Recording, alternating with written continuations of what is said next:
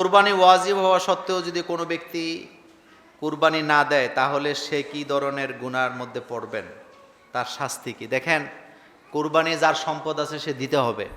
রাসূল সাল্লাল্লাহু আলাইহি ওয়াসাল্লাম বলছেন, মান কান আলাহু সাআতুন ওয়ালাম ইউদহা ফালা ইয়াকরাবান্না মুসাল্লানা। রাসূল বলছে, যে ব্যক্তির সামর্থ্য আছে কুরবানি দেওয়ার কিন্তু সে কুরবানি দিল না, সে যেন আমার ঈদগাহে না আসে।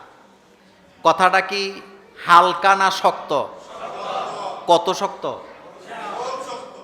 অনেক শক্ত কথা, অনেক শক্ত কথা।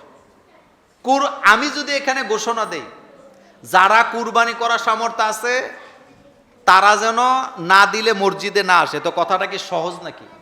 রাসূল সাল্লাল্লাহু আলাইহি ওয়াসাল্লাম এখানে ধমকি দিছেন, কুরবানি করার টাকা আছে, সম্পদ আছে, কুরবানি দিবা না, তুমি ঈদগাহে আইসো না। এজন্য অবশ্যই কোরবানি দিতে হবে, কারণ কোরবানি অধিকাংশ আলেমদের মতে কি ওয়াজিব।